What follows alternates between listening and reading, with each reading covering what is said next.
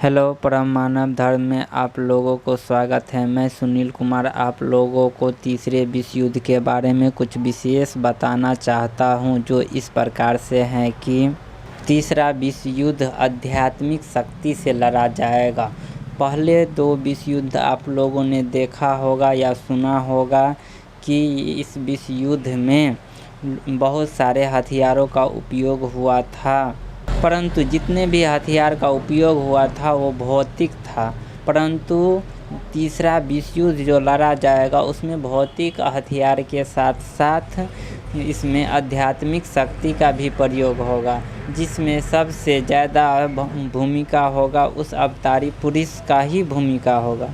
वह अवतारी पुरुष सभी परमाणु बमों को, सभी को तो ना कहना चाहिए, कुछ परमाणु बम तो फूटेगा ही, लेकिन अधिकतर परमाणु बमों को वह ज़मीन पर बिना फूटे हुए आसमान से उतार दिया जाएगा। तीसरा विश्व युद्ध में सबसे पहले तो बहुत सारे इधर उधर का बम प्रयोग होगा, लेकिन लास्ट में जब अंतिम क्षण आएगा उस समय परमाणु बमों को तो ढेर लग जाएगा और केमिकल बम भी फूटेगा। जहाँ तक होगा कीटाणु बम भी फूटेगा, लेकिन अधिकतर बमों को वह कल के अवतार ही कंट्रोल करेगा और उसी के द्वारा आध्यात्मिक शक्ति से इस तीसरा विश्व युद्ध लड़ा जाएगा, जिसमें वह अवतारी पुरुष की प्रमुख भूमिका होगी। मनुष्य ने कल्पना नहीं किया है अभी तक कि किस किस प्रकार का बम होता है, वैसे वैसे बमों का प्रयोग किया जाएगा जो फूटते ही अचानक इतना फैलेगा जो मनुष्य सोच भी नहीं सकता है अभी के युग में, क्योंकि अभी तक तो किसी को पता भी नहीं है ऐसे ऐसे बम बना लिया है। जो बनाया है वह गुप्त रूप से रखा हुआ है, जब वह बाहर आएगा और फूटेगा तब पता चलेगा।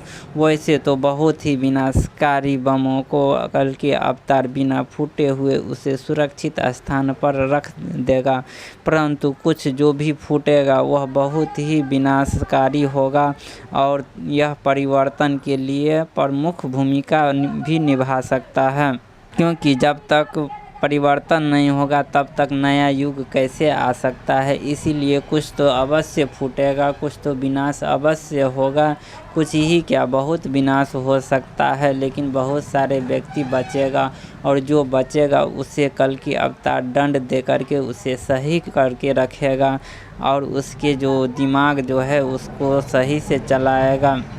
अभी के मनुष्य जो आधुनिकता की ओर भाग रहा है वो भागना बंद कर देगा, क्योंकि कल के अवतार उसे ऐसे ठिकाने लगाएगा जिससे सभी के दिमाग ठिकाने पे आ जाएगा और जो कल के अवतार कहेगा वही करने पर मजबूर होगा और सुनने पर भी मजबूर होगा, क्योंकि उसकी जो ज्ञान होगा वह सभी धर्मों से, सभी व्यक्तियों से ऊपर होगा और ऐसा ज्ञान बताएगा जिससे सभी को मानना ही होगा, क्योंकि ऐसे ज्ञान अभी तक किसी ने नहीं बताया है।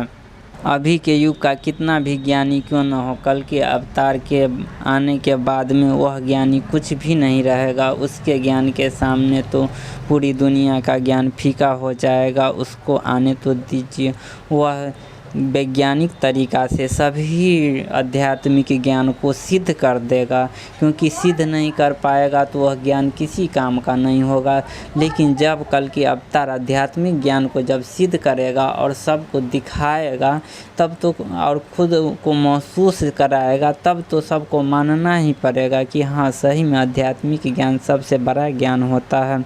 अब मैं और ज्ञान आगे का वीडियो में देना चाहता हूँ। धन्यवाद।